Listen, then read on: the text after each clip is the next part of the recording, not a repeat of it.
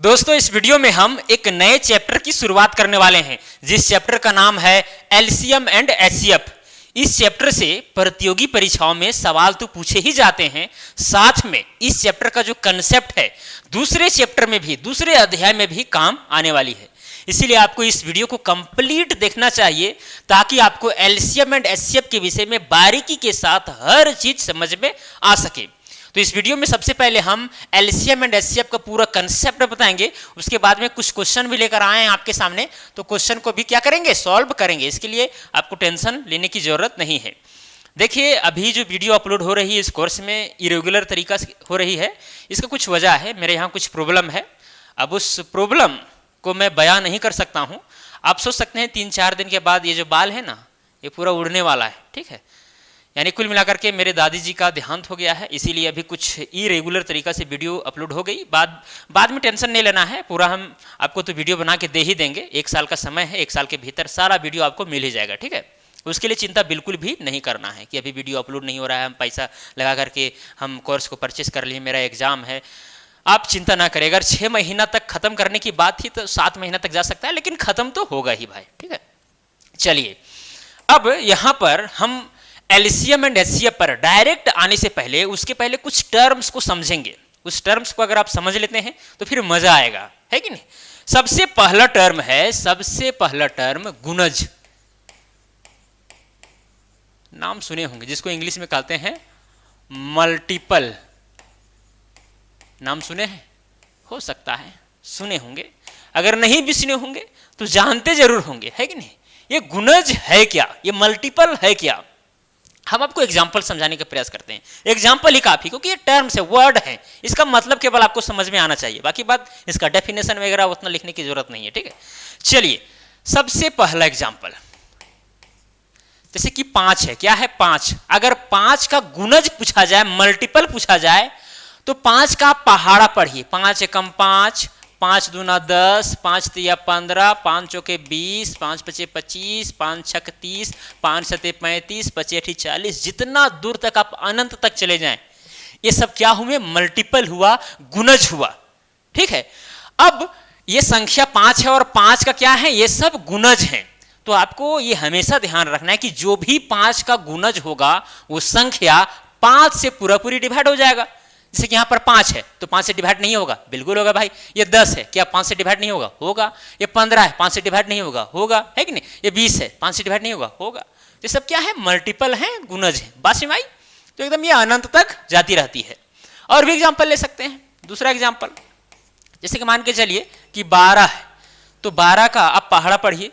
12 एकम 12, 12 दूनी 24, 12 तिया 36, 12 चौक 48, 12 पचे 60, 12 छक 72, इसी तरह करते करते आप अनंत तक चले जाइए। सब क्या है, सब मल्टीपल हैं, गुणज हैं। बस में आई, कोई दिक्कत यहां तक। और जितने भी गुणज हैं इस संख्या से क्या हो जाएगी, पूरी डिवाइड हो जाएगी। जैसे अगर 48 लेते हैं तो 48 को आप 12 से डिवाइड करके देखिए तो 12 चौके 48, देखिए शेषफल में क्या बच गया, 0 बच गया, है कि नहीं। मतलब पूरी 48 12 से डिवाइड हो गया, है कि नहीं। तो यही चीज है, यही है गुणज। आप समझ गए होंगे, मुझे उम्मीद है। तो किसी भी संख्या का, इसी तरह आप कोई भी संख्या ले लीजिए, उसका जो गुणज होगा वो अनंत होंगे, बहुत सारे गुणज होंगे। क्लियर। चलिए अब दूसरा जो टर्म है वो है गुणनखंड। दूसरा टर्म क्या है, गुणनखंड, जिसको हम लोग इंग्लिश में कहेंगे फैक्टर, फैक्टर्स लिख देते हैं। अब ये गुणनखंड है क्या भाई, देखिए इसको भी एग्जांपल से समझाई देते हैं। मान के चलिए एक संख्या है मेरे पास, वो है 18। क्या है, 18। अगर पूछा जाए आपसे कि 18 का गुणनखंड क्या है, फैक्टर्स क्या हैं, तो आपको ध्यान देना है कि भाई इस 18 को कौन कौन सी संख्या पूर्णतः विभाजित कर सकती है। तो बताइए इस 18 को हम 1 से पूरी डिवाइड कर सकते हैं। हाँ बिल्कुल कर सकते हैं भाई, क्योंकि कोई भी संख्या 1 से पूरी डिवाइड हो जाती है और खुद से भी हो जाती है कि नहीं। तो यहाँ पर 1 तो होगा ही होगा। 2 से होगा ये डिवाइड, हाँ भाई बिल्कुल 2 से होने वाला है डिवाइड। 3 से होगा, हाँ भाई 3 से भी होगा, क्योंकि 3 छक 18 होता है। 4 से होगा ये 18 डिवाइड, नहीं होगा। 5 से होगा, नहीं होगा। 6 से होगा, हाँ भाई होगा, क्योंकि 6 तिया 18 होता है, तो मतलब 6 से भी हो गया, ठीक है। 7 से होगा नहीं होगा, 8 से होगा नहीं होगा, 9 से, हाँ 9 से होगा, तो यहाँ 9 भी लिख देंगे, है कि नहीं। 9 के आगे फिर नहीं होगा, मतलब कुल मिलाकर के फिर ये 18 से डिवाइड होगा। तो क्या है, 18 को हम 1 से, 2 से, 3 से, 6 से, 9 से, 18 से अलग अलग तौर पर क्या कर सकते हैं, हम डिवाइड इसको पूरा पूरी कर सकते हैं। तो क्या हुए, ये जो सारी संख्याएं हैं ये 18 का गुणनखंड है, 18 का क्या है, फैक्टर्स हैं। बस यही मैं आपको समझा रहा था, है कि नहीं। और हमेशा आपको ध्यान देना है कि किसी भी संख्या का मल्टीपल अनंत हो सकते हैं, लेकिन किसी भी संख्या का गुणनखंड जो है एक लिमिट में होता है, अनंत नहीं होता है। क्योंकि 18 को हम केवल 1 2 3 4 5 6 ही संख्या से डिवाइड कर सकते हैं, और इससे और कोई संख्या नहीं है जो 18 को पूर्णतः विभक्त कर दे। क्लियर, यहां तक समझ में आई बात। चलिए और भी एग्जांपल लेते हैं। जैसे कि मेरे पास एग्जांपल है 90। अब बताइए इस 90 को कौन कौन सी संख्या डिवाइड कर सकती है। जैसे कि एक तो डिवाइड करेगी ही भाई, ये तो सिंपल सी फंडा है कि नहीं। 2, हाँ भाई 2 भी करेगी। 3, हाँ 3 भी करेगी, क्योंकि 30 या 90 होता है। तो यहां देखिए ये सब जो कटने का नियम या विभक्त करने का जो चीज यहां पर समझा रहे हैं, सब कैसे जान रहे हैं हम, क्योंकि कटने छटने का नियम हम आपको पहले बता चुके हैं। देखिए इस चैप्टर के पहले आपको हम पढ़ाएं क्या चीज, नंबर सिस्टम, और नंबर सिस्टम में हम कटने छटने का जो नियम होता है वो सारा चीज आपको समझा दिए हैं। तो वो सब को भी आपको माइंड में रखना है, ताकि यहां पर समझने में दिक्कत ना हो। समझ में मेरी बात आ रही है। चलिए, तो 1 से डिवाइड कर सकते हैं, 2 से भी कर सकते हैं, 3 से भी कर सकते हैं, 5 से कर सकते हैं, हाँ भाई 5 से भी कर सकते हैं। क्या 6 से कर सकते हैं, अच्छा 4 से कर सकते हैं, 4 दूना 8, फिर यहाँ एक 4 से नहीं होगा, 5 से होगा, 6 से होगा, तो जाएगा 6 कम 6, फिर यहाँ पर बचेगा 3, 6 25 30, हाँ भाई 6 से भी होगा, तो 6 भी लिख देंगे। 7 से होगा नहीं होगा, 8 से होगा नहीं होगा, 9 से होगा, हाँ भाई 9 से भी होगा, 10 से होगा नहीं होगा, 11 से, 12 से, 13 से, 14 से, 15 से होगा, है कि नहीं। इसी तरह से जो जितनी भी सारी संख्याएं आएंगी, या फिर 30 हो गया, 45 हो गया, ठीक है, 90 हो गया, ये सारी संख्याएं जो है वो 90 का क्या कहलाएंगी, गुणनखंड कहलाएगी, ठीक है, फैक्टर्स कहलाएंगी। तो फैक्टर्स जो है, गुणनखंड है, वो संख्याएं हैं जो दी गई संख्या को पूर्णतः विभक्त कर दे। बात समझ में आई। तो इस तरह से आप जितनी भी संख्याएं ले लें, आप चेक कीजिए कि भाई कौन कौन सी संख्या उसे डिवाइड कर सकती है, तो क्या कहलाएगा, गुणनखंड कहलाएगा। क्लियर, ये फाइनाइट होता है और ये इनफाइनाइट होता है। चलिए, ये दोनों टर्म आप समझ गए होंगे। अब इसमें ज्यादा टाइम पास नहीं करते हैं, व्यतीत नहीं करते हैं। अब आगे बढ़ते हैं एलसीएम एंड एचसीएफ के ऊपर। तो सबसे पहले हम चर्चा करेंगे एलसीएम के ऊपर। क्या चीज चर्चा करेंगे सबसे पहले, एलसीएम।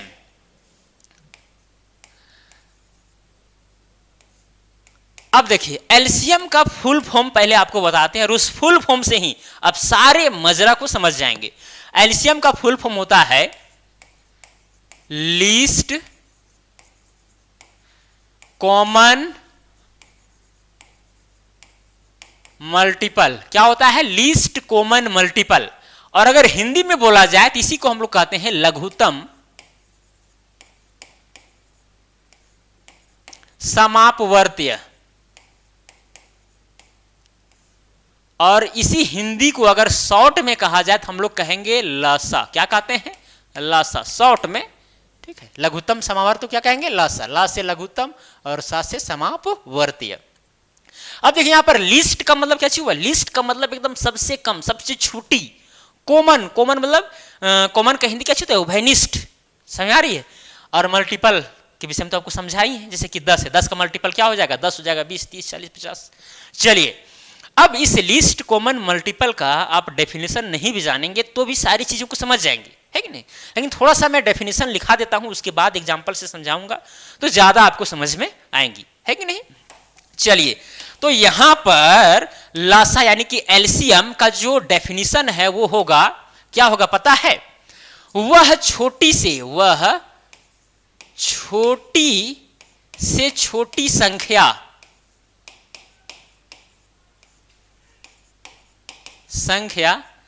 दी गई संख्याओं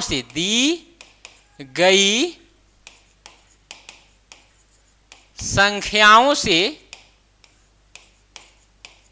पूर्णतः विभक्त हो जाए उसे लासा कहते हैं, यानी लघुत्तम समापवर्तीय कहते हैं। अब देखिए क्या बोला गया है कि वह छोटी से छोटी संख्या दी गई संख्याओं से पूर्णतया विभक्त हो जाए उसे लसा कहते हैं। या फिर वह छोटी से छोटी संख्या जो दी गई, यहां पर जो लिख दीजिए तो ज्यादा बेटर रहेगा, या फिर नहीं भी लिखेंगे तो भी काम चल जाएगा, है कि नहीं। अब यहां पर समझिए, जैसे कि हम एग्जाम्पल के तौर पर एक संख्या लेते हैं, ठीक है, एक एग्जाम्पल लेते हैं 42 और 66, ये दो संख्याएं हैं। अगर आपको कहा जाए कि भाई ये दोनों संख्याओं का आप लसा निकालिए, एलसीएम निकालिए, तो क्या होगा। यहां पर बोला गया वह छोटी से छोटी संख्या जो दी गई संख्याओं से, मतलब जो भी संख्या दी गई है उससे पूर्णतया विभक्त हो जाए, ठीक है, समझ में आ रही है ये बात। तो देखिए कैसे निकलता है, आप बचपन से पढ़ते आए जैसे कि 42 और 66, तो 42 ऐसे लिखेंगे और 66 ऐसे लिखेंगे। अब ऐसे करेंगे आप, है कि नहीं, फिर देखेंगे भाई 2 से डिवाइड हो रहा है तो 2 दूना 4, सॉरी यानी कि 21 दूनी 42 हो जाएगा, और यहाँ 33 दूनी 66। फिर यहाँ देखिए कितना से जाएगा, 3 से जाएगा, तो 3 सते 21 हो गया, फिर 11 तिया 33, है कि नहीं। कटने छटने का नियम बार बार बता रहे हैं, नहीं समझ में आएगा। या फिर यहाँ पर कटेगा, नहीं कटेगा तो छोड़ दीजिए, दोनों अभाज्य संख्याएं मिल गई हैं। तो कुल मिलाकर के सबको क्या करते हैं, गुना करते हैं। जैसे कि यहाँ पर हो जाएगा 11 को गुना 7 से करेंगे, फिर 3 को गुना 2 से करेंगे, है कि नहीं, आपस में सब गुना हो जाएंगे। तो यहाँ गुना कीजिए 11 से 77, ठीक है, और 3 दूना 6, तो 77 को गुना अगर हम 6 से करते हैं, 6 सते 42 के 2 हाथ में बच गया 4, 6 सते 42 और 4 कितना हो जाएगा, 42 और 4 46, यानी कितना आया 462 आया। तो इसका मतलब ये हुआ 462 जो आया है, इसका मतलब ये हुआ कि इसका जो एलसीएम है, एलसीएम क्या होगा, 462 होगा। और ये जो 462 है ना, ये छोटी से छोटी संख्या है जो दी गई संख्याओं से पूर्णतया विभाजित हो जाएंगे। आप विभाजित करके देख सकते हैं इसको, जैसे कि 462 को आप देखिए सबसे पहले किससे, 42 से डिवाइड करके, तो 42 से कम 42, फिर यह कितना बचेगा 4, फिर ये 2 उछरेगा, 42 से कम 42, देखिए शेषफल 0 बचा, मतलब पूरा पूरी कट गया, है कि नहीं। तो इससे भी कटा, और साथ में ये जो 462 है वो 66 से भी कटेगा, आप काट के देख सकते हैं। लीजिए कितना बार लेंगे, यदि हम 8 बार लेते हैं तो 8 छक हो जाएगा 48 के 8, हाथ में 4, 8 छक 48 और 4 52, ये ज़्यादा हो जा रहा है ना, मतलब कि 7 बार ही लेते हैं। कितना बार लेंगे, 7 बार लेंगे, तो हो जाएगा 7 छक 42 के 2 हाथ में 4, 7 छक 42 और 4 46, देखिए एक ही बार में खत्म कहानी, पूरा पूरी कटक नहीं कटा, बिल्कुल कटा। तो ये क्या है, ये जो एलसीएम होता है ना, वह छोटी से छोटी संख्या होता है जो दी गई संख्याओं से पूर्णतः विभाजित हो जाते हैं। चलिए एक छोटा सा एग्जांपल से आपको हम समझाने का प्रयास करते हैं। अब एलसीएम को और भी बारीकी से आप समझिए। मान के चलिए मेरे पास 2 संख्या है, एक संख्या है मेरे पास 12 है, क्या है 12, और एक है मेरे पास 18। अब देखिए ये दोनों का कहा जाएगा कि एलसीएम निकालिए, यानी लीस्ट कॉमन मल्टीपल निकालिए। लीस्ट मतलब सबसे कम, कॉमन यानी जो दोनों में आता हो, मल्टीपल मतलब कि गुणज, है कि नहीं। अच्छा यहां पर अगर 12 का गुणज देखा जाए तो 12 का गुणज क्या होगा, 12 होगा, यानी 12 एकम 12, 12 दूनी 24, 12 तिया 36, 12 चौका 48, 12 25 60, इसी तरह से आते जाएंगे अनंत तक, है कि नहीं। अब 18 का अगर मल्टीपल पूछा जाए तो 18 एकम 18, 18 दूनी 36, 18 तिया 54, 18 चौक 72, 18 25 90, 18 छः 78, इस तरह चलते जाएगा। तो यहां पर अब आपको पहचानना है कि भाई ये जो दोनों संख्याएं हैं, या फिर 3 संख्याएं हैं, या फिर 4 संख्याएं हैं, तो जितनी भी संख्याएं यहां पर होंगी, देखना है सबसे छोटी से छोटी संख्या यानी लीस्ट और कॉमन होना चाहिए, यानी कि दोनों में वो संख्या शामिल होना चाहिए। तो बताइए सबसे छोटा और कॉमन संख्या यहां पर कौन है, 36। आप देख सकते हैं ये जो 36 आप यहां पर देख रहे हैं ना, ये दोनों में शामिल है, मतलब दोनों में कॉमन है और सबसे छोटा है, इससे और छोटा कॉमन नहीं है, ठीक है। और ये 36 क्या है, ये 12 का भी मल्टीपल है और 18 का भी मल्टीपल है। तो कुल मिलाकर के ये दोनों संख्याओं का जो एलसीएम है ना, वो कितना हो जाएगा, 36 हो जाएगा। तो इस तरह से भी आप काम चला सकते हैं। बात समझ आई, बात समझ में आ रही है कि नहीं आ रही है। और अगर शॉर्टकट में आपको निकालना हो, आप कहेंगे कि इतना लंबा हम क्यों जाएंगे, तो शॉर्टकट तरीका हम आपको थोड़ा सा बता ही देते हैं। क्या कीजिए, जितनी भी संख्या यहां पर दी गई है, यहां पर 2 ही संख्या अभी देखकर समझा रहे हैं, अभी 3 संख्या वाला भी बताएंगे आपको, ठीक है। 3 संख्या रही, 4 संख्या, जितनी भी संख्याएं रही, तो आपको करना क्या है, जो बड़ी संख्या है ना उसका मल्टीपल देखिए। तो बड़ी संख्या यहाँ पर 18 है, 18 का मल्टीपल क्या होता है, 18 होता है। अब जो यहाँ पर 18 आया है उसको देखिए 12 से डिवाइड करके, 12 से डिवाइड हो रहा है, पूरा पूरी नहीं हो रहा है, मतलब 18 एलसीएम कभी हो ही नहीं सकता है, क्योंकि एलसीएम यानी लीस्ट कॉमन मल्टीपल का मतलब होता है कि वो संख्या जो है दी गई संख्याओं से पूरा विभाजित हो जाए। तो 18 जो है 18 से डिवाइड तो हो जाएगी, लेकिन 12 से नहीं हो रहा है है कि नहीं। चलिए 18 के बाद में 18 का मल्टीपल कौन है, 36 है। हाँ भाई 18 का अगर मल्टीपल 36 है तो 36 18 से डिवाइड तो हो जा रही, लेकिन 12 से हो रही है क्या, 12 ये 36, हाँ हो रही है, मतलब कि 36 क्या हो जाएगा, एलसीएम हो जाएगा। तो ये शॉर्टकट मेथड है, इसका भी आप प्रयोग चाहे तो कर सकते हैं। बात समझ में आई। चलिए और भी एग्जाम्पल लेते हैं, और भी एग्जाम्पल, ठीक है। फिर बाद में क्वेश्चन करेंगे तो फिर सारा चीज क्लियर हो जाएगा। तो यहां पर पहला एग्जाम्पल लिए थे, अब दूसरा एग्जाम्पल लेते हैं। देखिए एग्जाम्पल ले रहे हैं और बाद में क्वेश्चन भी समझा देंगे, तो सारा चीज आपको समझ में आ जाएगा। बात समझ में आ रही है। तो चलिए यहां पर लेते हैं 12, 15, 20। अब इसका निकालना है एलसीएम, इसका क्या निकालना है, एलसीएम। तो शॉर्टकट अगर ट्रिक देखा जाए तो हम क्या करेंगे, यहां से बड़ी जो संख्या है 20, अब 20 का मल्टीपल 20 होता है, तो 20 जो है 15 से डिवाइड नहीं होगा, 12 से नहीं होगा। फिर 40 में चले जाएंगे तो 40 जो है इससे दोनों से डिवाइड नहीं होंगे। 60 में आते हैं तो 15 चौके 60 और 12, हाँ मतलब इसका ये तीनों का एलसीएम जो है कितना आएगा, 60 आएगा। लेकिन जो एक ट्रेडिशनल तरीका है उस पर आते हैं। देखिए मैथड भी हम बताएंगे कि एलसीएम निकालने का मेथड्स क्या होते हैं, अभी हम आपको पूरा कंसेप्ट बता रहे हैं, ठीक है। चलिए तो यहाँ पर क्या हो जाएगा, 60 हो जाएगा। क्यों होगा, क्योंकि यहाँ देखिए 12 का पहाड़ा पड़िए, 12 एकम 12, 12 दूनी 24, 12 तिया 36, 12 चौक 48, 12 पचे 60, इस तरह से आगे जाएंगे। फिर 15 एकम 15, 15 दूनी 30, 15 तिया 45, 15 चौके 60, 15 पचे 75। फिर यहाँ देखिए 20 एकम 20, 20 दूना 40, 20 तिया 60, 20 चौके 80, इस तरह चले जाएंगे, है कि नहीं। तो यहाँ देखिए तीनों में कॉमन क्या है और सबसे छोटा होना चाहिए। यहाँ पर देखिए ये 60 जो देख रहे हैं ना, ये तीनों में मौजूद है। क्या है, तीनों में मौजूद है, मतलब कि कॉमन है, उभयनिष्ठ है और सबसे छोटी है। आगे भी और संख्या हो सकती है कि तीनों में कॉमन आती हो, लेकिन वो तो बड़ा हो जाएगी। हमें छोटा वाला चाहिए, तो छोटा वाला क्या है, 60 ही है। मतलब ये तीनों संख्या का जो एलसीएम है, एलसीएम वो कितना हो जाएगा, 60 हो जाएगा, ठीक है। तो ये हुआ एलसीएम का मतलब, आपको समझ में चीजें आ गई होंगी। अब हम आते हैं किसमें, एलसीएम निकालने का जो मेथड्स हैं उसके ऊपर। तो सबसे जो पहला मेथड है, सबसे पहला मेथड वो है भाग विधि, यानी कि डिवीजन मेथड। और ये मेथड का ही हम लोग बेसिकली प्रयोग करते हैं एलसीएम निकालने के लिए, यानी लीस्ट कॉमन मल्टीपल निकालने के लिए, ठीक है। आपको एकदम जरा सा भी हिचकना नहीं है और लीस्ट कॉमन मल्टीपल आपको निकाल लेना है। यहां पर जो हम एग्जाम्पल लिए हैं 12, 15, 20, इसी का हम निकालते हैं भाग विधि द्वारा। क्या है पहला नंबर, ए लिखते हैं 12, 15, 20, इसके क्या निकालना है, एलसीएम। तो क्या करेंगे, इसी तरह पहले लिखेंगे 12, 15, 20 और भाग विधि द्वारा देखिए किस तरह होता है। पहले इसको ऐसे करेंगे, देखिए आप बचपन से सीखते आए हैं, इसलिए सारा चीज़ हम उतना डीप से या एक ही चीज़ को बार बार बताना अच्छी बात नहीं है। तो यहाँ क्या करेंगे, देखेंगे 12 है, यहाँ पर 15 है, यहाँ पर 20 है। तो यहाँ पर सबसे पहले 2 ही से लेंगे, तो 2 छक 12 हो जाएगा, 15 का 15 उतरेगा, फिर यहाँ 2 दहाइयाँ क्या हो जाएगा, 20 हो जाएगा। अगर ये 15 जो है 2 से नहीं कट रहा है, इसका मतलब कि 15 का 15 उतार देंगे, है कि नहीं। फिर यहाँ देखिए 6 और 10 2 से कट रहा है, इसका मतलब कि 2 से यहाँ 2 तिया 6 हो जाएगा और यहाँ पर 15 हो जाएगा। फिर यहाँ क्या हो जाएगा, 2 पचे 10। फिर यहाँ पर देखिए 5 और यहाँ पर 15 है, तो 3 से कटेगा, हाँ भाई बिल्कुल कटेगा। तो चलिए 3 से काटते हैं, तो 3 एकम 3, ठीक है, और 3 पचे 15 और यहाँ पर क्या उतर गया, 5 उतर गया, ठीक है। फिर देखिए 5 से काट करके तो एक का एक यहाँ उतर जाएगा, 5 एकम 5, 5 एकम 5। तो आपको करना क्या है, कंटिन्यूअसली सबसे छोटी अभाज्य संख्या से शुरुआत करना है, यानी 2 से शुरुआत करना है। अगर 2 से ले लिए तो फिर 3 से देखना है, 3 से नहीं हुआ तो 5 से, 5 से नहीं तो 7 से, 7 से नहीं तो 11 से, 11 से नहीं तो 13 से, अभाज्य संख्याओं से देखना है। डायरेक्ट आप 4 से, 6 से, 10 से इस तरह से नहीं लीजिएगा, ठीक है, एकदम ट्रेडिशनल तरीका से चलिए। अब यहां पर एलसीएम अगर निकालना हो तो एलसीएम बराबर हो जाएगा, एलसीएम यानी लीस्ट कॉमन मल्टीपल बराबर हो जाएगा, जो जो यहां पर कॉमन लिए थे उससे क्या करेंगे, गुना कर देंगे, वही एलसीएम हो जाएगा। तो यहाँ 2 है तो 2, फिर गुना में क्या है 2 है, फिर गुना में क्या है 3 है, फिर गुना में क्या है 5 है, फिर यहाँ देखिए 1 1 1 है, मतलब अगर उसको गुना करेंगे तो बात तो बराबर होगा, है कि नहीं। अब यहाँ पर देखिए गुना करने के बाद कितना हुआ, 2 दूना 4, 4 तिया 12, 12 पचे 60। देखिए एलसीएम कितना आया, 60 आया कि नहीं आया, आया।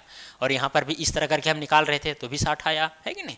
तो बातें समझ में आ रही है, बातें आपको समझ में आ रही है। तो ये हुआ भाग विधि द्वारा एलसीएम निकालना। और दूसरा जो विधि है वो है, ये तो हो गया भाग विधि, और दूसरा जो है वो है गुणनखंड विधि।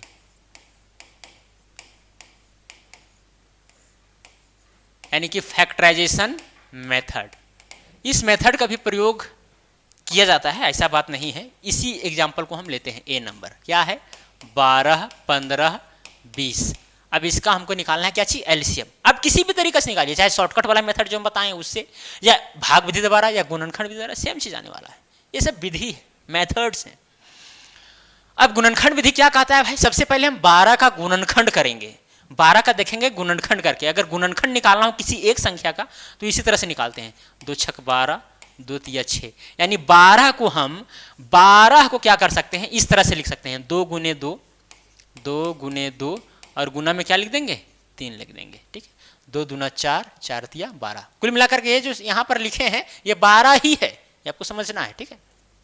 अब 12 का गुणनखंड कर दिए, अब हम 15 का करेंगे, 15 का तो क्या हो जाएगा, यहाँ पर 3 से करेंगे, 3 बचे 15, यानी हम 15 को क्या लिख सकते हैं, 3 गुने 5 लिख सकते हैं। अब आता है 20, क्या आता है, 20, ठीक है। अब 20 में आते हैं, तो यहाँ जाएगा 2 दहाइए 20, फिर हो जाएगा 2 पच्चे 10, फिर यहाँ पर 5 एकम 5, यानी कि 5 रहने दीजिए, बस में आए। मतलब 20 को हम क्या कर सकते हैं, इस तरह से लिख सकते हैं, 2 गुने 2 और गुने में 5, यानी 5 गुने 10, 10 गुने 20। क्लियर। अब यहां पर गुणनखंड विधि में क्या किया जाता है, जब आप सभी संख्याओं का गुणनखंड के रूप में लिख लीजिएगा तो यहां पर पावर के रूप में जनरेट कर दीजिए। जैसे 2 गुने 2 है तो हम यहां पर 2 का पावर 2 लिख देंगे, है कि नहीं। और गुना में क्या करेंगे, यहां पर केवल एक ही 3 है इसीलिए 3 का पावर 1 लिखेंगे, बराबर हो जाएगा। यहां पर एक ही 3 है इसीलिए 3 का पावर 1 हो जाएगा, और गुना में 5 है तो 5 का पावर क्या हो जाएगा, 1 हो जाएगा। फिर यहां पर देखिए 2 गुने 2 है, मतलब 2 का पावर 2 हो जाएगा, और फिर क्या यहाँ पर एक ही 5 है इसीलिए 5 का पावर क्या हो जाएगा, 1 हो जाएगा। बस में आ रही है, आ रही कि नहीं आ रही है, ठीक है, एकदम ध्यान से सुनते जाना है। अब अगर एलसीएम निकालना हो, क्या निकालना हो, एलसीएम, तो देखा जाता है कि सबसे बड़ी पावर वाली यहां पर संख्याओं को लिखा जाए। यहां पर कौन कौन सी संख्या है, एक है 2, एक है 3 और एक 5 है, उसका पावर कुछ भी है। तो सबसे पहले देखिए 2 है, 2 का अधिकतम पावर कितना है, 2 का अधिकतम पावर 2 ही है, क्योंकि यहां पर भी 2 का पावर 2, यहां पर 2 पावर 2, मतलब कुल मिलाकर के अधिकतम की अगर बात करें तो 2 का पावर 2 ही है। तो यहां पर क्या करेंगे, 2 का पावर 2 लिख देंगे। चलिए हम इसी से लिखते हैं, 2 का पावर 2। फिर यहाँ गुना लगाएंगे, उसके बाद में कौन सी संख्या है, 3 है, तो 3 का पावर 1 यहाँ पर भी है, 3 का पावर 1 यहाँ पर भी है। तो मतलब अधिकतम अगर बात करेंगे तो 3 का पावर 1 ही है अधिकतम पावर, ठीक है, 1 ही है 3 का। अब 5 का अगर बात करें तो यहाँ पर भी 5 का पावर अधिकतम 1 ही है कि नहीं। अब सबको गुना कीजिए, तो यहाँ 2 का पावर 2 का मतलब 2 दूना 4, 3 का पावर 1 मतलब 3, और 5 का पावर 1 मतलब 5, 4 तिया 12, 12 पच्चीस 60, देखिए 60 एक नहीं आया। तो इस तरह से भी आप चाहेंगे तो निकाल सकते हैं। बस भाई, तो ये गुणनखंड विधि हुआ, और ये क्या हुआ, भाग विधि हुआ।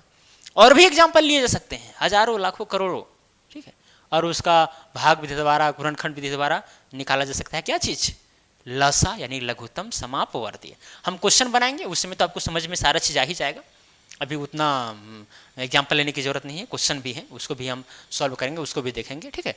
चलिए, तो आप एलसीएम के विषय में समझ गए, और एलसीएम का जो मेथड होते हैं निकालने का, भाग विधि, गुणनखंड विधि, वो भी आप जान गए, है कि नहीं। अब आते हैं हम डायरेक्टली एचसीएफ के ऊपर। किसके ऊपर, एचसीएफ के ऊपर। अब यहां पर देखिए कोई दिक्कत है, यहां तक एकदम नहीं दिक्कत होना चाहिए। एचसीएफ यानी कि हाईएस्ट कॉमन फैक्टर इसको कहते हैं। इसका फुल फॉर्म क्या होता है, हाईएस्ट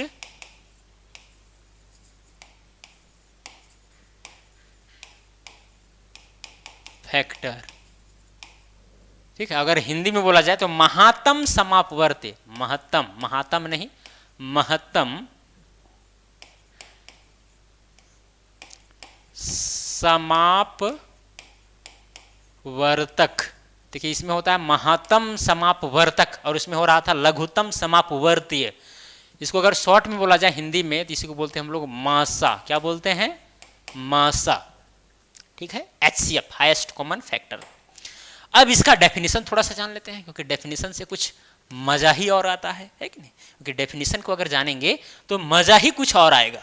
लिखेंगे, वह बड़ी से बड़ी संख्या, वह बड़ी से बड़ी संख्या जो दी गई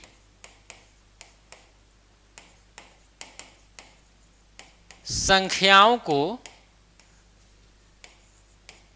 पूर्णतया विभक्त कर दे उसे मासा यानी कि महत्तम समापवर्तक कहते हैं। देखिए इस डेफिनेशन में हम क्या लिखाए थे कि वह छोटी से छोटी संख्या जो दी गई संख्याओं से पूर्णतया विभक्त हो जाए, दी गई संख्याओं से पूर्णतया विभक्त हो जाए। ठीक है, अब यहां पर बोला गया है कि वह बड़ी से बड़ी संख्या जो दी गई संख्याओं को पूर्णतया विभक्त कर दे, उसे क्या कहते हैं? मासा कहते हैं। फॉर एग्जाम्पल, यही एग्जाम्पल लेते हैं, हम ज़्यादा दूर हम जाने वाले नहीं हैं। एग्जाम्पल जैसे कि यहाँ पर 42 और 66 लिए थे, इसी का एग्जाम्पल चलिए हम लेते हैं 42 और 66 का। ठीक है, एग्जाम्पल, अब यहाँ पर पहला नंबर 42 है और फिर क्या है 66 है, इसका हमें निकालना है मासा। तो वह बड़ी से बड़ी संख्या है, बताइए सबसे बड़ी से बड़ी संख्या जो ये दोनों संख्या के विभक्त कौन कर सकता है? हम देखेंगे सबसे पहले कि भाई कौन कौन वो संख्याएं हैं जो ये दोनों संख्या को विभक्त करते हैं। एक कर सकता है, हाँ बिल्कुल कर सकता है। दो कर सकता है, हाँ दो भी कर सकता है। तीन कर सकता है, हाँ भाई तीन भी कर सकता है, क्योंकि 3 14 3 42 होता है, फिर 22 3 66 है। 4 कर सकता है, नहीं करेगा, 4 नहीं करेगा है नहीं। 5 6 6 करेगा, 6 7 42, हाँ 6 भी करेगा। 7 करेगा, 7 6 42, ये वाला नहीं करेगा। 8 9 10 11 12 और आगे इसी तरह से जाते जाइए तो आपको और भी संख्या यहाँ पर मिलने वाली नहीं है। ठीक है, तो ये जो 1 2 3 6 आप जो देख रहे हैं यहाँ पर कितनी संख्याएं हैं? 4 संख्याएं हैं। ये जो संख्याएं हैं वो 42 और 66 दोनों को पूर्णतः विभाजित कर रहे हैं। तो आपको देखना है कि उनमें से बड़ी संख्या कौन है जो दोनों को विभाजित कर रही है? ये 6 है। कौन है? 6 है। मतलब यही 6 क्या हो जाएगा? HCF हो जाएगा, यानी कि हाईएस्ट कॉमन फैक्टर हो जाएगा। बात समझ आया? बात समझ आया? और हम लोग बचपन में ये वाला मेथड पढ़ते थे, है कि नहीं? 42 है और यहाँ पर 66 है, ऐसे करके निकालते थे भाग विधि द्वारा। 42 से कम 42, फिर यहाँ पर बच गया 6 में से 2 गया तो बचा 4, फिर यहाँ पर बचा 2, फिर इस 24 को बना देते थे भाजक और इस 42 को यहाँ पर ले आते थे। ठीक है, तो 24 से कम हो जाता था 24 और फिर यहाँ पर घटाएंगे तो कितना बचेगा? 12 में से 4 जाएगा तो बचेगा 8 और फिर यहाँ पर 3 में से एक बचा, फिर ये 24 से यहाँ आ जाएगा, फिर 18 कम हो जाएगा 18, फिर यहाँ 24 में से 18 जाएगा तो बचेगा 6, फिर यहाँ आएगा 18, 6 तो कितना हो जाएगा? 18। शेषफल में 0 बचा। अब शेषफल में 0 कब बचा? जब यहाँ पर जो भाजक है कितना था? 6 था, तो यही 6 क्या हो जाएगा? HCF हो जाएगा। बात समझ आई? बात समझ में आई कि नहीं आई? ठीक है, यानी कि अधिकतम बड़ी से बड़ी संख्या जो दी गई संख्याओं को क्या करे? पूर्णतया विभक्त कर दे। तो संख्या क्या है? 6, हाईएस्ट कॉमन फैक्टर, यानी ये दोनों संख्याओं से अधिकतम कॉमन कितना लिया जा सकता है, यही बात है कि नहीं? चलिए, अब यहाँ पर जो 2 एग्जाम्पल मैंने लिया था 12 15 20 का, 20 का एलसीएम तो निकालने 60 आया था। अब HCF निकाल करके देखते हैं। जिस तरह से हम लोग एलसीएम को निकालने का 2 विधि पढ़े हैं, उसी तरह से 2 विधि HCF निकालने का भी होता है। पहला क्या होता है? भाग विधि। चलिए पहला नंबर यहाँ देते हैं और लिखते हैं भाग विधि, यानी कि डिवीजन मेथड। अब भाग विधि से कैसे निकाला जाएगा भाई? भाग विधि तो अभी यहाँ पर थोड़ा सा आपको बता ही दिए। अगर 2 संख्या रहेगा तो जो बड़ी संख्या है उसको लिख दीजिए और छोटी संख्या से डिवाइड करते करते शेषफल जब तक 0 नहीं मिल जाता है तब तक डिवाइड करते रहिए, है कि नहीं? यानी शेषफल जो बचेगा उसी को भाजक बना देना है कि नहीं? डिवाइजर बना देना है। अब यहाँ पर एग्जाम्पल लेते हैं 12 15 20, ये 3 संख्याएं हैं। अब इनका हमें क्या निकालना है? HCF निकालना है। क्या निकालना है? HCF, यानी कि हाईएस्ट कॉमन फैक्टर। आप चाहें तो देख करके भी निकाल सकते हैं कि भाई ये तीनों संख्याओं में से अधिकतम कॉमन कितना लिया जा सकता है, या फिर अगर हम लोग भाग विधि पढ़ रहे हैं तो भाग विधि द्वारा निकालेंगे HCF। ये सिंपल सी बात है कि नहीं? तो यहाँ पर पहले 2 संख्या लेंगे। तो यहाँ पर जो 15 बड़ी संख्या है, ये दोनों संख्या को अगर हम लेते हैं 12 और 15 को, तो 15 क्या है? बड़ी संख्या है। उस बड़ी संख्या को छोटी संख्या से डिवाइड करेंगे तो 12 कम 12 हो जाएगा, 15 में से 12 जाएगा तो 3 बचेगा और इस 3 को क्या करेंगे? भाजक बना देंगे। इस 12 को उठा करके यहाँ पर ले आएंगे। ठीक है, फिर यहाँ क्या हो जाएगा? डिवाइड करेंगे तो 3 चौके क्या हो जाएगा? 12। शेषफल क्या आ गया? 0 आ गया। तो यहाँ पर 3 क्या है? यहाँ पर HCF है ये दोनों संख्याओं का, लेकिन यहाँ पर तो 3 संख्या है। 3 संख्या का हमें HCF चाहिए, हाईएस्ट कॉमन फैक्टर चाहिए। तो इस 3 से क्या करेंगे? इस 20 को भी टेस्ट करेंगे। ठीक है, तो इस 20 को यहाँ पर लिखेंगे और इस 3 से देखेंगे टेस्ट करके। तो 3 छक कितना हो जाएगा 18 हो जाएगा, 20 में से 18 जाएगा तो बचेगा 2। फिर क्या करेंगे, इस 3 को यहाँ पर लाएंगे, फिर 2 एकम क्या हो जाएगा 2 हो जाएगा, फिर शेषफल में क्या बचेगा 1, और फिर यहाँ पर ये 2 यहाँ पर आ जाएगा, और 1 2 में कितना हो जाएगा 2 हो जाएगा, शेषफल कितना बचा 0। और शेषफल 0 कब आया, जब यहाँ पर 1 था, 1 भाजक जब 1 था, तो यही 1 जो है ना यही कहलाएगा HCF। ये क्या कहलाएगा HCF, यानी ये तीनों संख्याओं से अधिकतम जो कॉमन है वो 1 ही लिया जा सकता है। ठीक है, आप देख सकते हैं, और 1 से कोई बड़ी संख्या हो सकती है जो दोनों तीनों में कॉमन चला जाए, नहीं हो सकता है, मतलब HCF क्या हो जाएगा 1 हो जाएगा। तो ये भाग विधि है, भाग विधि से आप HCF निकाल सकते हैं चाहेंगे तो। चलिए अब यहां पर दूसरा जो है गुणनखंड विधि, वो भी बहुत ही महत्वपूर्ण है। दूसरा नंबर क्या है, गुणनखंड विधि।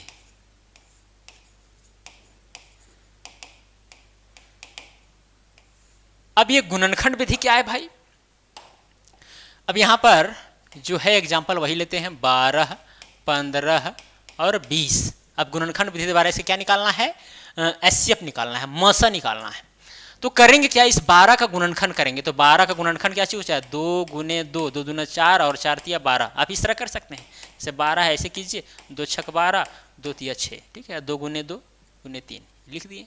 फिर 15 को आप किस तरह से लिख सकते हैं, 3 गुने 5 लिख सकते हैं। हाँ, एक चीज़ आपको और ध्यान रखना है कि अगर आप किसी संख्या को गुणनखंड के रूप में ऐसे करके लिख रहे हैं तो आप गुना में 1 भी लिख सकते हैं। चलिए अभी हम बता रहे हैं। और यहाँ पर 20 को हम क्या कर सकते हैं, 2 गुने 2 और गुना में 5 लिख सकते हैं। अब यहाँ पर HCF में देखिए, अभी हम लोग HCF निकाल रहे हैं, ये आपको ध्यान होना चाहिए। HCF यानी हाईएस्ट कॉमन फैक्टर, एलसीएम वाला भी यहाँ पर कंसेप्ट नहीं लागू होगा। ठीक है, यहां पर देखिए ये तीनों संख्या के जो गुणनखंड है, तीनों संख्या में कुछ कॉमन आ रहा है। देखिए इसमें भी 3 है, इसमें भी 3 है, लेकिन इसमें 3 नहीं है। इसमें 2 है, इसमें भी 2 है, लेकिन इसमें 2 नहीं है। इसमें 5 है, इसमें 5 है, लेकिन इसमें 5 नहीं है। मतलब यहाँ पर कोई कॉमन नहीं जा रहा है। तो यहाँ पर कीजिए क्या, 1 से गुना तीनों में कर दीजिए। 1 से तो गुना कर सकते हैं, 1 से गुना आसानी से कर सकते हैं। यहाँ पर जो 3 आया है, यहाँ पर 3 कम 3 लीजिए, यहाँ पर 1 आ रहा है, 1 गुना कीजिए। मतलब 1 से गुना करेंगे तो कोई फर्क नहीं पड़ता कोई भी संख्या में, कि नहीं। अब देखिए तीनों में यहाँ पर कुछ भी कॉमन नहीं आ रहा है, केवल ये 1 ही जो है वो तीनों में आ रहा है। मतलब कि इन तीनों संख्या का जो HCF है वो कितना होगा, 1 होगा। तो यहाँ पर लिख देते हैं, इसीलिए HCF यानी हाईएस्ट कॉमन फैक्टर बराबर में 1। कोई दिक्कत यहाँ तक, कोई दिक्कत है यहाँ तक, ठीक है। चलिए हम एक कॉम्बाइन एग्जाम्पल लेते हैं और उसका हम लोग एलसीएम भी निकालेंगे और HCF भी निकालेंगे, ताकि आपको दोनों में डिफरेंट समझ में आ जाए, अंतर समझ में आ जाए, है कि नहीं। चलिए, तो एलसीएम और HCF अगर अभी तक भी आपको समझ में नहीं आया है तो वीडियो को दोबारा देखिए, सारा चीज आपको समझ में आ जाएगा। ठीक है, क्या जाओ जाओ जाओ, निकल निकल जाओ। चलिए एग्जाम्पल लेते हैं, एग्जाम्पल लेते हैं, ठीक है। 84, 126, 140। अब ये तीनों संख्याओं का हमें क्या निकालना है, एलसीएम निकालना है और साथ में HCF भी निकालना है, दोनों चीज निकालना है। आप चाहेंगे तो दोनों को भाग विधि द्वारा भी निकाल सकते हैं या फिर गुणनखंड, जो आपको इजी लगता है। गुणनखंड विधि भी अगर आपको इजी लगता है तो गुणनखंड विधि द्वारा भी निकाल सकते हैं, या फिर अगर भाग विधि द्वारा आपको इजी लगता है तो भाग विधि द्वारा भी निकाल सकते हैं। चलिए यहाँ पर गुणनखंड विधि द्वारा निकाल ही देते हैं, है कि नहीं, उसके बाद भाग विधि वाला भी बता देंगे। यहाँ पर 84 को 26 को 40 है, तो 84 बराबर में हम क्या लिखेंगे, 84 की इधर हम क्या करते हैं, गुणनखंड करते हैं। 2 से हो जाएगा 2 चौके 8, 2 दूना 4, फिर 2 दूना 4, 2 एकम 2, 21 दूना 42 हो जाएगा, 3 सतह 21 हो जाएगा। यानी 84 को हम 2 गुने 2 गुना में 3 और गुना में 7 लिख सकते हैं। ठीक है, उसके बाद में क्या आता है, 126 आता है। 126 बराबर में क्या होगा, चलिए इधर ही लिख देते हैं, 126 हो जाएगा 2 छक 12, 2 तिया 6, है कि नहीं।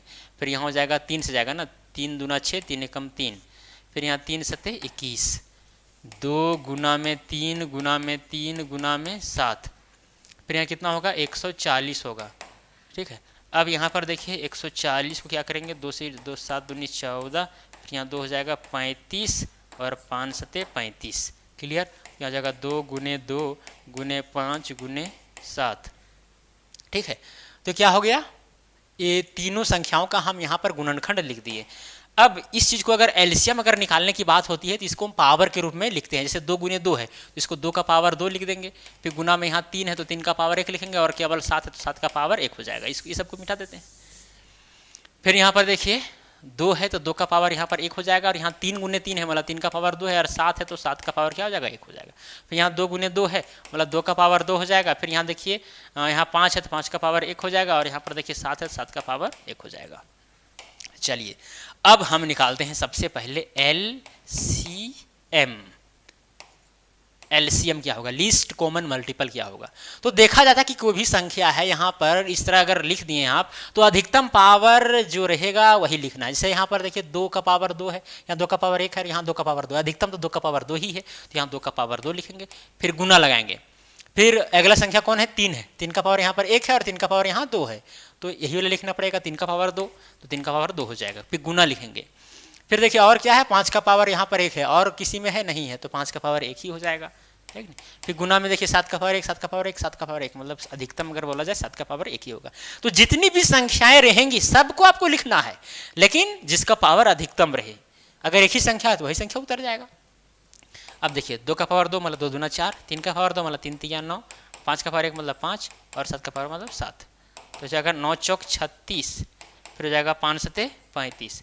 36 को गुना हम 35 से करेंगे, 36 को गुना हम 35 से करेंगे। 5 छक 30 के 0 हाथ में 3, 5 तिया 15 और 3 18, 3 छक 18 का हाथ में 1, 3 तिया 9 और 1 10, यहाँ 0 8 8 16 के 6 हाथ में 1 1 1 2, यानी 1260 बचा, तो यहाँ हो जाएगा 1260।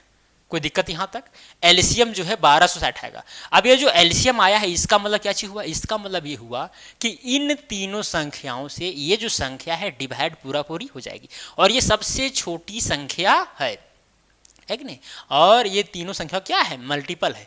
क्या होता है, लीस्ट कॉमन मल्टीपल, ये सब क्या है मल्टीपल। 1260 जैसे ही आएगा तो ये तीनों संख्या डिवाइड हो जाती है। चलिए अब अगर एचसीएफ निकालना हो तो आपको देखा जाता है कि तीनों में कौन संख्या आ रही है, तीनों में कौन सी संख्या आ रही है। तो देखिए यहाँ पर इसमें भी 2, इसमें भी 2, इसमें भी 2, यहाँ पर तो ये वाला कॉमन आ रहा है, रेड से करते हैं या फिर ब्लू से, ये हो जाएगा मिला, और फिर यहाँ पर ये वाला चीज़ मिला तीनों में। और कुछ आ रहा है कॉमन, इसमें 2 है, इसमें भी 2 है, लेकिन इसमें नहीं, इसमें 3, इसमें 3, इसमें 3 नहीं, ठीक है, मतलब इतना ही मिला। तो एचसीएफ बराबर हो जाएगा HCF, यानी हाईएस्ट कॉमन फैक्टर बराबर हो जाएगा। यहाँ पर कितना आया है कॉमन 2, और यहाँ पर कॉमन कितना आया है 7, है कि नहीं। एलसीएम में आपको ये वाला चीज़ देखना है और एचसीएफ में आपको केवल ये वाला चीज़ देखना है, बात समझ में आई। हाँ चलिए दूसरी कितना हो जाएगा, 14 हो जाएगा। एचसीएफ कितना आ गया, 14 आ गया, ठीक है। यहाँ तक कोई दिक्कत समझने में। तो ये गुणनखंड विधि द्वारा हम सॉल्व किए।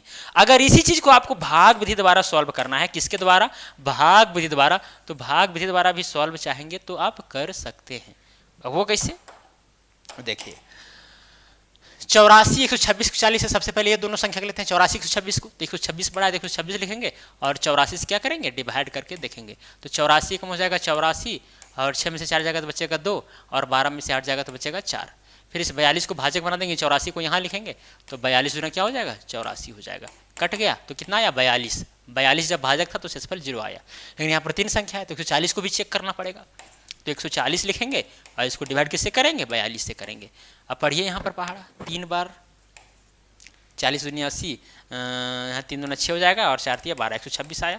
फिर यहाँ कितना बचेगा, 140 में से 126 जाएगा तो 14 बचेगा, और ये जो 42 है यहाँ आ जाएगा, ठीक है। फिर 14 थी कितना हो जाएगा, 42 हो जाएगा। तो ये भाग विधि द्वारा हम निकाल दिए। यहाँ शेषफल देखिए 0 जैसे ही आया, मतलब कि ये क्या हो जाएगा, ये 14 HCF हो जाएगा वो तीनों संख्याओं का।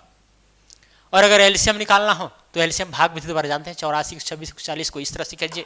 किस तरह से कीजिए, क्या है, 84 है, फिर 126 है, फिर 140 है, ऐसे कीजिए। पहले 2 से जाएगा, 2 चौके 8, 2 दूना 4, सॉरी 42 होगा, यहाँ पर 42 होगा।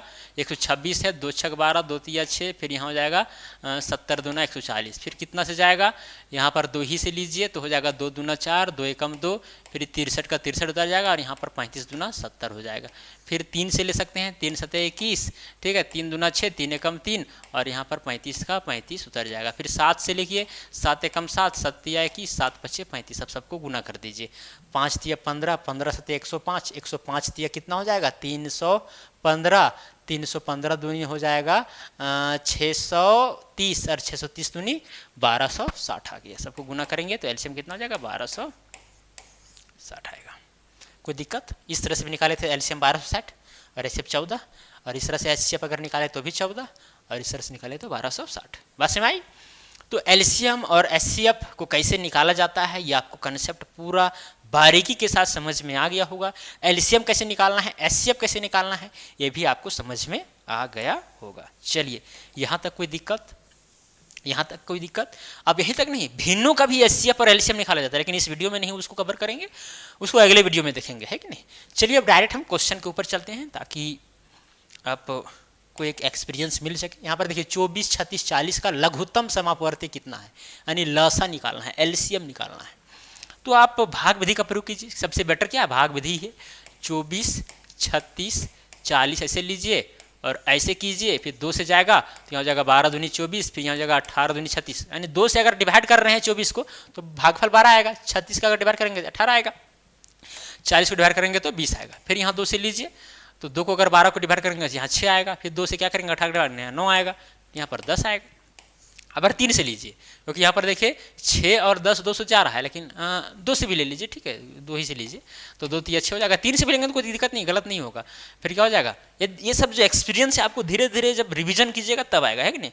और मुझे उम्मीद है कि आप कॉपी पेन निकाले होंगे और पहले आप ही इसको ट्राई किए होंगे, है कि नहीं, और ट्राई करना भी, अगर अभी तक नहीं किए कोई दिक्कत नहीं है, लेकिन जब भी क्वेश्चन हम आपको सॉल्व करके दिखाते हैं तो फिर उसके पहले आपको थोड़ा सा ट्राई खुद से करना है।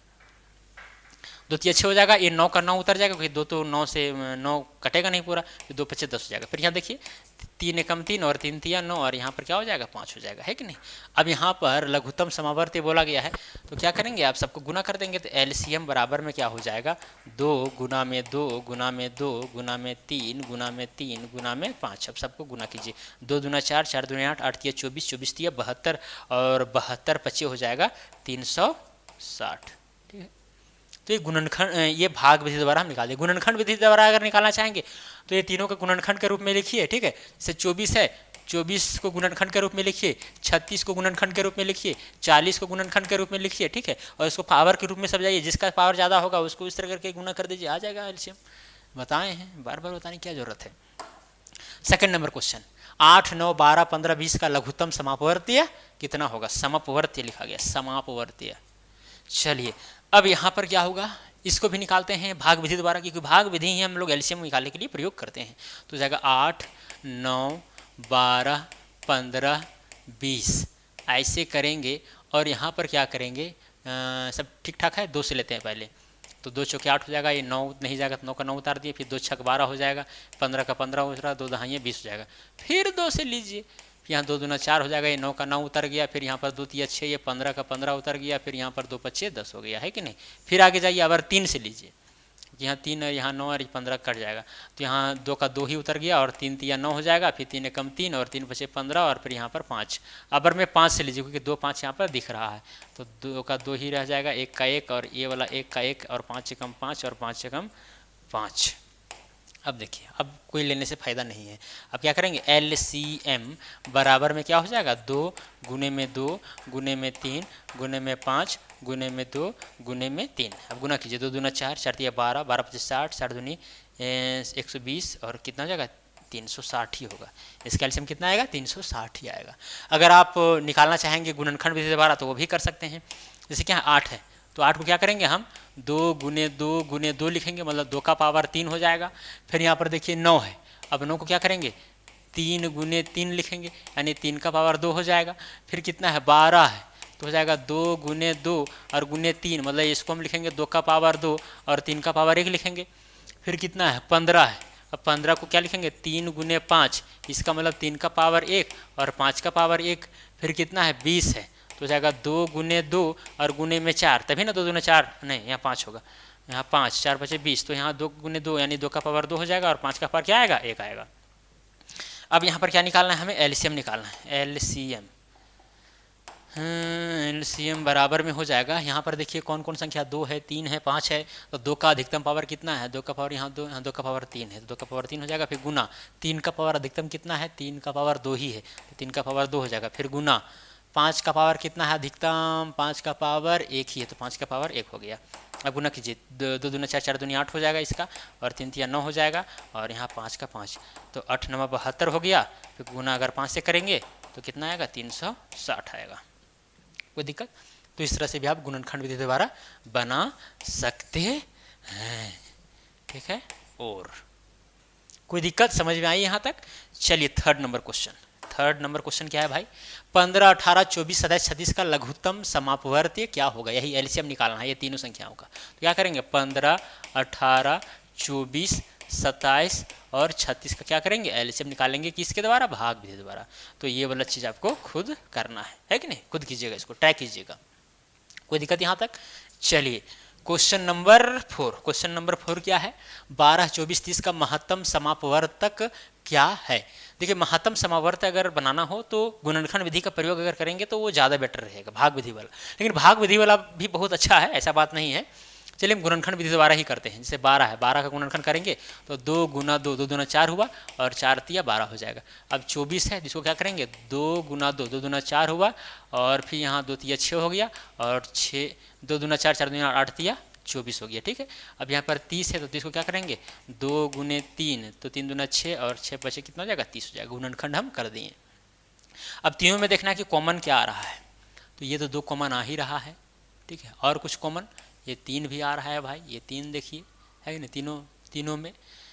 तो यहाँ पर एचसीएफ बराबर क्या हो जाएगा, यानी कि हाईएस्ट कॉमन फैक्टर बराबर हो जाएगा ये 2, और गुना में ये क्या हो जाएगा 3, यानी 2 तिया 6 आंसर हो गया। और अगर भाग विधि द्वारा बनाना है तो भाग विधि द्वारा भी बना सकते हैं। ये दोनों संख्या पहले निकालिए, 12 को क्या कीजिए 24 से डिवाइड कीजिए, तो 12 दूनी क्या हो जाएगा 24 हो जाएगा, खत्म कहानी। तो यहाँ भाजक कितना है 12। अब 12 से क्या करेंगे हम 30 को टेस्ट करेंगे, तो 12 दूना हो जाएगा 24, फिर यहाँ बचेगा 6, इस 12 को यहाँ पर लेंगे तो 6 दूना कितना हो जाएगा 12, शेषफल क्या आया 0 आया। इसका मतलब कब शेषफल 0 आया, जब 6 था। तो यही क्या हो जाएगा एचसीएफ, यानी कि हाईएस्ट कॉमन फैक्टर। कोई दिक्कत यहाँ तक? चलिए चौथा नंबर क्वेश्चन भी कंप्लीट हो गया। अब आते हैं हम लोग 5वां नंबर क्वेश्चन में। क्या है, 84, 126, 140 का महत्तम समापवर्तक क्या होगा। ये वाला तो शायद हम एग्जाम्पल में लिए थे ना, ये तो हम एग्जाम्पल में आपको ले करके यहाँ पर बता ही दिए हैं। कहाँ, ये यहाँ पर 84, 126 और 140, तो फिर उसको बताने की जरूरत नहीं है, इसको आप खुद बना लीजिएगा। कोई दिक्कत? तो 2 क्वेश्चन आपको बनाना है। क्वेश्चन नंबर 5 बनाना, क्या क्वेश्चन नंबर 5 तो बना हुआ है कि नहीं, पहले ही लिया गया था एग्जाम्पल में, ठीक है। कोई दिक्कत? यहाँ तक आपको सारा चीज़ समझ में आ गया होगा। तो देखिए यहाँ पर पढ़े हम लोग क्या चीज़, सबसे पहले एलसीएम एंड एचसीएफ को शुरुआत करने से पहले हम लोग गुणज के विषय में यानी मल्टीपल और गुणनखंड के विषय में आपको बताया। उसके बाद में हम लोग डायरेक्ट आए एलसीएम के ऊपर यानी लिस्ट कॉमन मल्टीपल के ऊपर, और उसके विषय में थोड़ा एग्जांपल दिया, समझाया आपको। उसके बाद में फिर भाग विधि और गुणनखंड विधि जो गुणनखंड एलसीएम निकालने का होता है वो भी मैंने आपको बता दिया। उसके बाद में एचसीएफ के ऊपर आया, एचसीएफ में भी क्या होता है 2 विधि होता है, भाग विधि गुणनखंड विधि, दोनों बताया है कि नहीं। एक कॉमन एग्जाम्पल लिया, उसके बाद में कुछ क्वेश्चन 3-4 करा दिया, ठीक है। तो यहाँ तक आपको सारा चीज़ समझ में आ गया होगा। तो चलिए आज के लिए इतना ही, आप मिलेंगे अगला वीडियो में। धन्यवाद।